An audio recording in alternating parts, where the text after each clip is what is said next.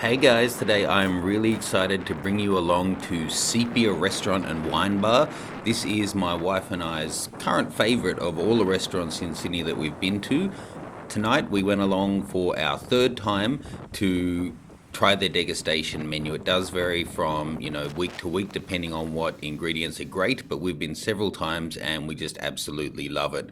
Now, I got very lucky and was able to do some in the kitchen filming, so thank you to the team for that. And Chef Martin actually showed how he constructs their most famous dish, so a real pleasure.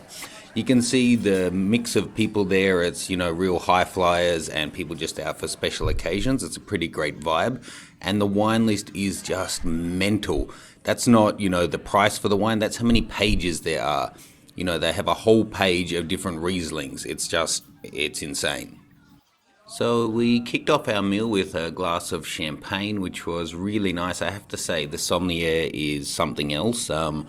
He actually, I think, was won or nominated for Sommelier of the Year as well. The wines was just such a fantastic match. And what I love about a fancy restaurant is the great quality bread and butter. It could be a silly little thing, but here the little sourdough bread was just phenomenal. I actually plowed my way through, I think, 4 or 5 of them over the course of the whole meal.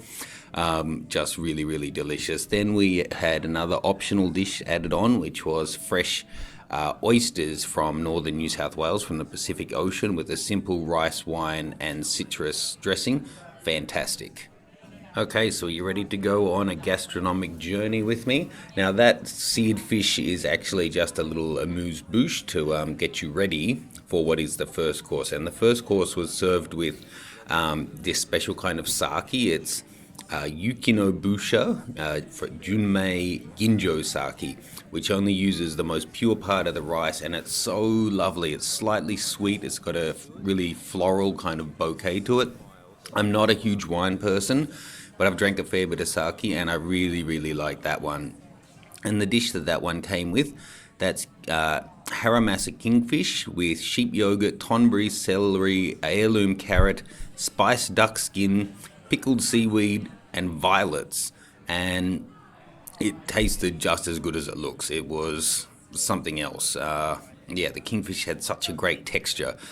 The next dish to come along also had a paired wine. It's a Manzoni Bianco white wine from Italy. And this dish, wow. Sashimi of Yellow Fin tuna, and you'll notice the lines through it. It looks like it's the cheap quality tuna sashimi that has the tendon through it, but that's actually been sliced up, and that's Jamon ham. And then you can see on top a poached quail egg, white soy jelly, dashi onion cream, Tasmanian wasabi, puffed buckwheat, and red elk there on the top as well. And that one, my God, it blew my mind when I realized that was the jamon in between the tuna. It just blew me away. Just show you that one there cut open, so they position the white stripes of fat to look like the lines in the cheaper version of tuna. So that one, absolutely, no doubt, Foodgasm Award, first one for the night.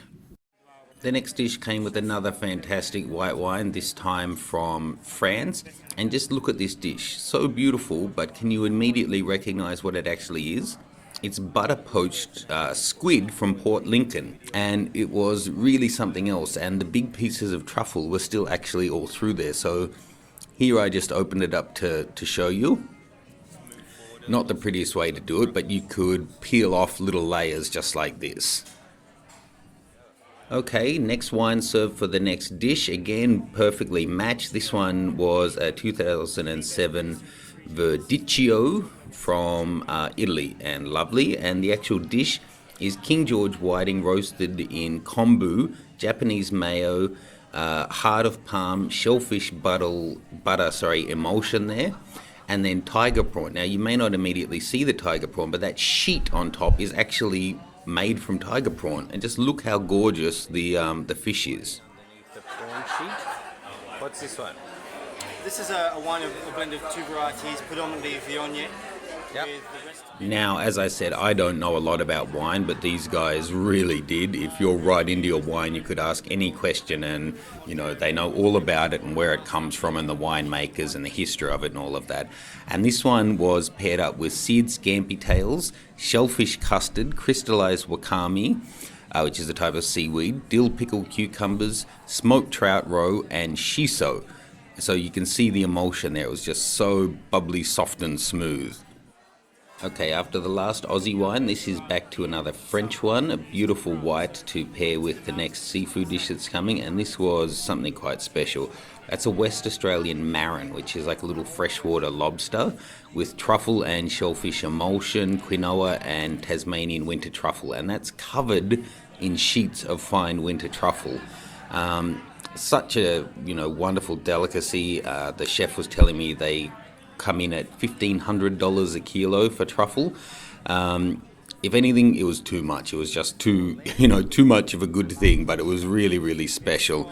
Next up was 30-hour braised milk-fed Flinders Island lamb, Celerac cheese, lentils, rosemary, buckwheat, honey, and toasted rye, and it was so soft it fell apart. They only served it with a spoon. That's, they know just how soft it is.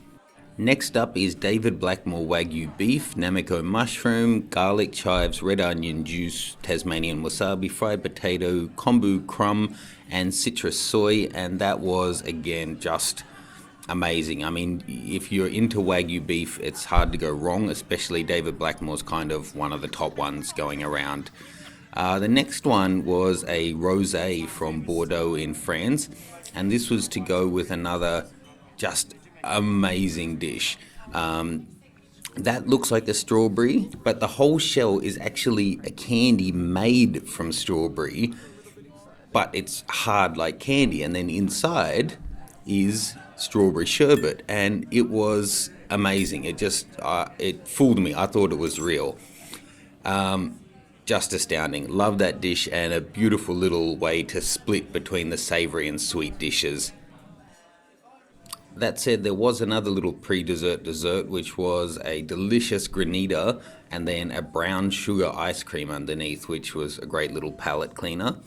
And then next up, an ambrosia muscatel to go with the star of the night, in my opinion, which is the winter chocolate forest. Now, just look at that. It's such a work of art.